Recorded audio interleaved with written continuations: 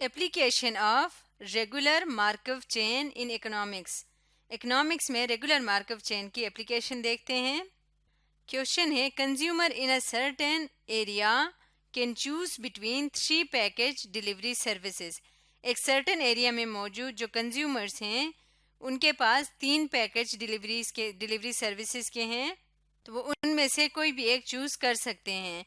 उन सर्विसेज के नाम है APS, GX and WWP. Each week, हर हफ्ते APS loses 10% to its customer of its customer to GX.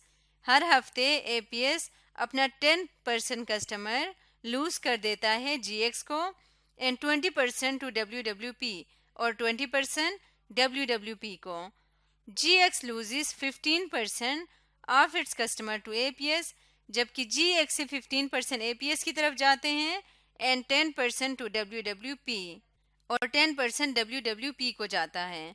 And WWP loses 5% of its customer to APS and 5% to GX, और WWP की तरफ से 5% एपीएस को और 5% जीएक्स को हर हफ्ते कस्टमर जाते हैं।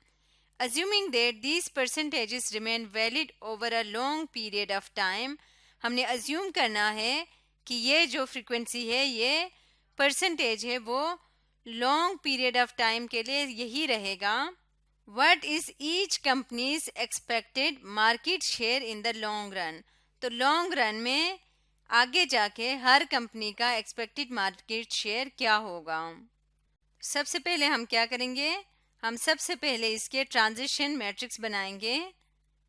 P इज इक्वल टू, उस ट्रांजिशन मैट्रिक्स को फॉर एग्जांपल हम P कह देते हैं, जिसमें हमारे स्टेट्स के नाम होंगे APS, GX एंड W। तो APS का A लिख रही हूँ, GX का G और WWP का सिर्फ W। तो यहाँ पे भी यही लिखा जाएगा, A, G और W। ये हमारा ट्रांजिशन मैट्रिक्स होगा। अब हमने देखना है, इस इंफॉर्मेशन को रीड करते हैं। APS loses 10% of its customer to GX. APS से जीएक्स की तरफ कितने जाते हैं, 10%, यानी कि 0.1 प्रोबेबिलिटी है। एंड 20% टू डब्ल्यूडब्ल्यूपी, और एपीएस से 20% जाता है डब्ल्यूडब्ल्यूपी को। नेक्स्ट है, GX loses 15% of its customer to APS. तो सेकेंड रो में आने से पहले हम इस जगह को फिल करेंगे। हमें पता है कि टोटल रोज का सम होना चाहिए 1 के, तो यहाँ पे क्या आएगा, 0.7 आएगा, यानी ए से ए के ऊपर कितने कस्टमर रहेंगे, 70%। GX loses 15% of its customer to APS. GX से एपीएस की तरफ कितने कस्टमर जाते हैं, 15%, जो कि है 0.15। इसी तरह से एंड 10% टू डब्ल्यूडब्ल्यूपी, और जीएक्स से 10% जाता है डब्ल्यूडब्ल्यूपी को, यानी 0.1। तो इसका मतलब जीएक्स से जीएक्स पे कितने परसेंट कस्टमर रहेंगे, 75%। लास्ट में हम देखते हैं, and WWP loses 5% of its customer to APS and 5% to GX, और डब्ल्यूडब्ल्यू से एपीएस की तरफ जाता है 5%, यानी 0.05, और जीएक्स की तरफ भी 5% ही है, यानी 0.05 ही है। तो इसका मतलब इसके पास रहेंगे 90% कस्टमर्स। अब लॉन्ग रन में एक्सपेक्टेड मार्केट शेयर को देखने के लिए हमें स्टेट मैट्रिक्स या स्टेशनरी मैट्रिक्स फाइंड करना पड़ेगा। स्टेशनरी मैट्रिक्स को फॉर एग्जांपल हम कहते हैं S1, S2 और S3। स्टेशनरी मैट्रिक्स की अगर डेफिनेशन को यूज़ करें तो SP इक्वल होता है S के, यानी कि अगर इसका ट्रांजिशन मैट्रिक्स से प्रोडक्ट ले लें तो इस पर कोई फ़र्क नहीं पड़ेगा। तो अब अगर हम इसी को इक्वेशन के फॉर्म में लिखें तो ये इक्वल आएगा इस तरह से। अब इनका लेफ्ट हैंड साइड का प्रोडक्ट लेके सॉल्व करते हैं तो ये क्या आ जाएगा, 0.7 S1 plus 0.15 S2 plus 0.05 S3, और ये इक्वल किसके होगा, S1 के इक्वल होगा। इसी तरह से बाकी रो कॉलम्स के साथ भी मल्टीप्लाई करके लिखेंगे तो हमारे पास ये आ जाएगा, 3 हमारे पास इक्वेशंस आ जाएंगी, और फोर्थ इक्वेशन क्या होगी, S1 plus S2 plus S3 is equal to 1, क्योंकि एक स्टेट मैट्रिक्स है जिसके वेक्टर्स का सम हमेशा 1 के इक्वल आता है। अब इनको मज़ीद सिंप्लीफाई करके लिखेंगे तो फर्स्ट हमारे पास इक्वेशन बन जाएगी -0.3 S1 plus 0.15 S2 plus 0.05 S3 is equal to 0। यहाँ पे S1 को दूसरी तरफ ले गए तो ये -0.3 बन गया। इसी तरह से नेक्स्ट बनेगा, इस तरह से हमारे सामने 4 इक्वेशंस आ जाएंगी। अगर हम इसको इक्वेशन नंबर 1 कहें, इसको 2 कहें और इसी तरह इसको इक्वेशन नंबर 3 और इसको इक्वेशन नंबर 4, तो 1 और 2 से हमें नज़र आ रहा है कि S3 का कोफिशिएंट सेम है। तो हम करते हैं सब्ट्रैक्टिंग 1 फ्रॉम 2।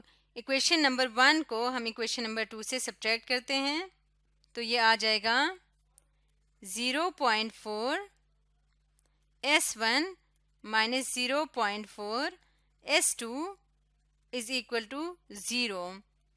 तो यहाँ से S1 की वैल्यू आ जाएगी S2 के इक्वल, यानी कि S1 और S2 दोनों इक्वल आ जाएंगे।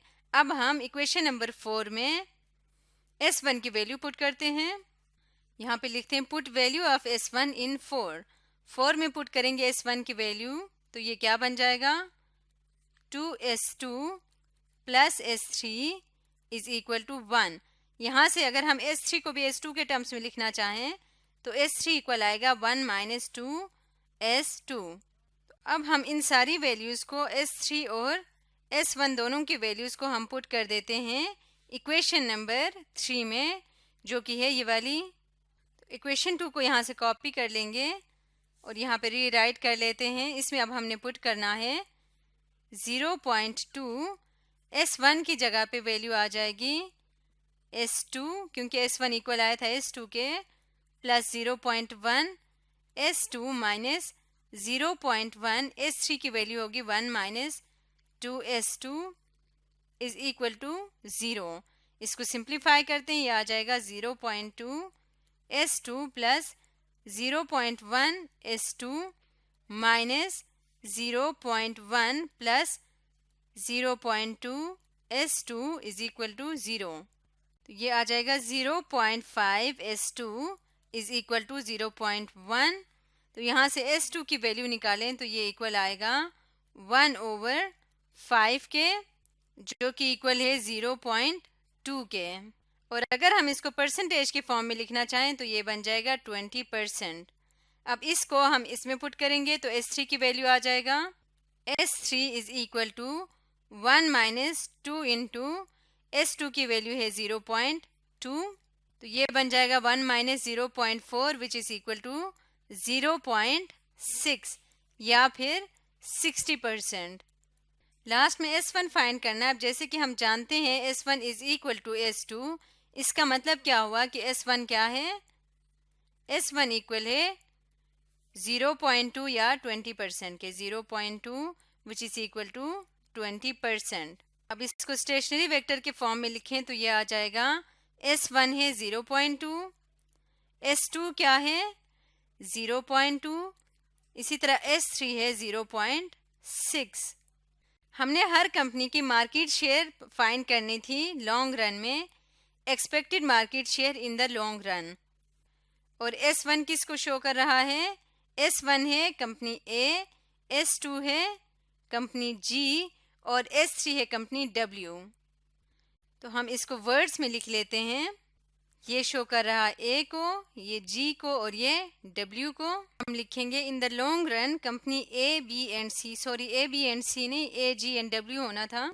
तो हम लिखेंगे in the long run company APS, GX and WWP will have 20%, 20% and 60% of market share respectively.